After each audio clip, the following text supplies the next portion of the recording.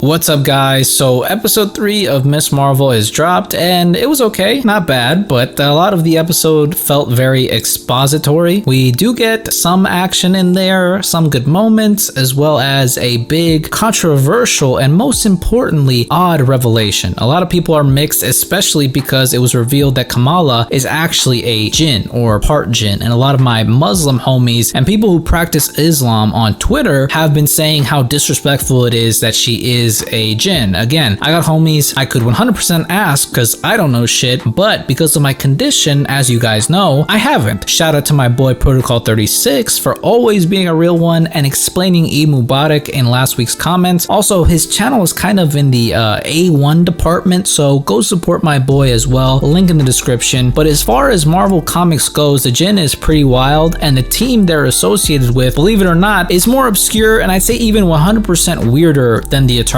So your boy decided to, instead of catching his ass up on Miss Marvel comics like he should and will eventually, read the 2 short-lived series of the Clan Destines. So all of you beautiful players out there don't have to waste your time on it. I'll explain what it is and how it looks like it's being translated in the show, and we'll get into the likes and dislikes of course, and some predictions for what's coming up next in the series. But before we do, make sure to support your boy by hitting that sub button, turning on your notifications, leave a thumbs up, follow my social medias, like, retweet, all that good stuff. Guys, it's said that with this one dance, Bruno not only got started with it, but also officially summoned the start of Hot Boy, White Boy Summer. We never stood a chance. Let's get into it. So the episode starts off with a flashback of Kamala's great-grandmother Aisha, which in the last video I got confused and thought this woman was Aisha, but that's actually Najima. And essentially they're in Pakistan while the British are coming through and fucking shit up and stealing shit, and they find the bangle after some man from a temple sends them there. Now, I think I know who this man might be, which we'll get into right now, but we also get a from the top shot of the place they're in, and it shows the 10 rings symbol as well. So I don't know if they already been there and got the other bangle or if someone else has it now, but 2 separate wrist-worn objects of insane power with ties to Asia and the Middle East. Like, it can't be some coincidence, right? I think this might shed some light on the 10 rings and their origin as well, although not directly. I don't know who's playing Aisha, but she was a bit of a baddie, I had to say. I have no control. And so back in the present, Najima catches Kamala up on what they actually are and where they come from, which is another dimension called the Noor dimension, similar to Tao Lo, I believe, which basically Noor means light, and that kind of explains her powers. She explains that they're called the Clan Destines in that dimension, but in this dimension they're known as Djinn, which I believe are demons or spirits in Arabic folklore, which I immediately researched those names in Marvel Comics and came upon the clandestine books, which are honestly just unnecessary heroes and characters in my opinion. I like weird, but the Marvel universe is plenty weird already, and this just seems like they're adding way too much shit. Okay, the clandestine is a group basically of siblings whose father is a man named Adam, who was born in the 1100s, and you know, when he grew up he went into this battle and basically got knocked out, and when he woke up he was commissioned by this guy, this nomad Al-Qadab, to go kill a wizard which was like lording over the land. And I'm thinking that might have been the man from the temple that sent them there for the bangle. And also they mentioned that they were 2, so that's very interesting. I wonder where that second one is, but I think that wizard and that nomad part might get reworked for the show of course. But essentially Adam goes to this wizard's temple and sees the source of the being's powers, which is like this huge glowing ball of light, which the wizard wants Adam to touch so he can end up intoxicated by the power as he is, but Adam refuses because you become a slave to protect that great of a power, and he ends up killing the wizard. And that's when the Al-Qadab dude comes through and shoots Adam in the back, trying to get to the orb and claim the power for himself, and Adam is able to cut it down, and there was like this huge explosion, and it ends up being a genie in that ball. And essentially Adam and the genie, well, they bang and have a whole slew of children who all eventually develop wild powers and are long-lived as well. Again, I read 8 of the 12 issues from the 1994 run and about 2 issues from the 2008 run, and it's just Marvel trying to do something different, but it just doesn't quite hit in my opinion. It feels like versions of stuff we already have, but I think they'll pull mostly from all the Arabic influence of the Djinn and the light dimension dimension that the Djinn Elioth lived in, but a lot are worried because in the comics, Kamala is obviously an Inhuman, and there is some crossover in the clandestine books with the Inhuman, but it's pretty insignificant. So I don't know if anything will come about that. A lot of people are speculating though that the arm the bangle was on was a Kree. Others think it's a nod to the genie from Aladdin. Me personally, I'm hoping it's a Kree so that they can tie that in with the Inhumans and with Captain Marvel, because it would just only make sense. Maybe they were trying to get away from that and that's why they're going this route. But the crux of Sanjima finding Kamala is to get her to send them back to the Noor dimension, which they were exiled from, which should be the first real red flag Kamala. And she asks Bruno for help with that, and he eventually deduces that the power required to do that would very likely cause a very big boom, and so it wouldn't be safe to do that. And I really loved how much of a player hater Bruno has become in this episode, and my boy finally ditched the long sleeves and let the gains out, so proud of you, Bruno. We also see Damage Control surveilling the mosques, and Nakia tells that lady basically to, you know, fuck off and shit blood. So Damage Control is still not out of the picture and on Kamala's tail, so I wonder how exactly they'll factor into the finale, especially with all this crazy, like, weird clandestine shit going on. And then the episode transitions into Amir's wedding, and we also find out my boy Amir, he's broke, okay? He's just like me for real. And we also get a very sweet moment between the Sheikh Abdullah and Kamala, telling her good isn't something you are, it's what you do, which I would probably agree. I'm not sure if he did that in the comics or if that's a line from the Quran, but it's a very nice moment nonetheless. As well, she opens this gift from Bruno of her mask that she'll eventually wear with her full costume, which she needs desperately since, you know, the cosplay look ain't gonna cut it. But the wedding happens and the reception goes off. Again, everybody's dropping it low, busting down. Again, sturdy all in there. Just when Bruno is finally gonna dance with Kamala, Kamran comes through at the perfect player-hating time to cock-block Bruno, but for a reason, since Kamala refused to help the clandestines until she knew getting them home wouldn't be dangerous. They come through to the wedding and fighting ensues, which the clandestines, at least in the comics, had way cooler powers than these mofos in the show. Like, you got a spear, a belt, and a fucking mace? That's your thing? Although, I will admit the mofo with the belt went kind of hard, okay? Oddly familiar. Brings up so many memories for some reason. Anyway, the action was there, but it was a bit lame to me. And at the end of this confrontation, her and Najima have this vision through the bangle of a train from Karachi. Damage Control then shows up and arrests the clandestines' asses quite easily. And Nakia actually finds out Kamala's secret, and that causes some friction. And when she gets home, her nanny calls her and tells her she needs to come to Karachi because she saw the train too. And that's how the episode ends. So I'm guessing next episode looks like we're going to Karachi, and maybe that's where we'll meet Red Dagger. I've yet to read really anything on the character, but I know he lives in Karachi with Kamala's grandmother, and I know we'll be seeing him because he's on the cast list. That's why I bring him up. As far as Kamala being Inhuman, I'm not sure now, especially if the whole goal of Djinn and the clandestine are to tie Kamala's powers more closely to her Arabic roots, which who knows, maybe that was a Kree and Lockjaw will pop up in the series finale. I'm crossing my fingers. My biggest wonder is why the clandestines are running out of time. As long-lived as they are, what's going on there? Why the rush? Hopefully that gets explained and not swept under the rug. Again, the episode I felt has really good pacing like the series has had so far. It's just this episode, the story felt oddly stuffed and rushed. Like, things are paced well, but it still feels like it shouldn't move as fast as it's moving. Like, the clandestines are chill with Kamala, and in the span of like a day, they're going for her neck. I don't know, maybe I just need more of their motivations to really fuck with this episode. Obviously some cringe in the episode, some of the action was kind of whack, but nonetheless, it was enjoyable. This is the home stretch though. 3 more episodes left. Hopefully they can stick the landing, but I gotta say, I'm interested to see how they tie this up. Episode 4s are usually pretty big on Disney Plus, so I'm expecting a treat next week. But that's pretty much it, guys. Let me know your thoughts on the episode, especially again for some of my Muslim listeners. I want to know your thoughts on this whole Djinn situation, predictions as well. That's it. If you liked the video, leave me a thumbs up, comment down below, and if you want, subscribe. I always appreciate it. Hope all of you guys are well, and I'll see you in the next one.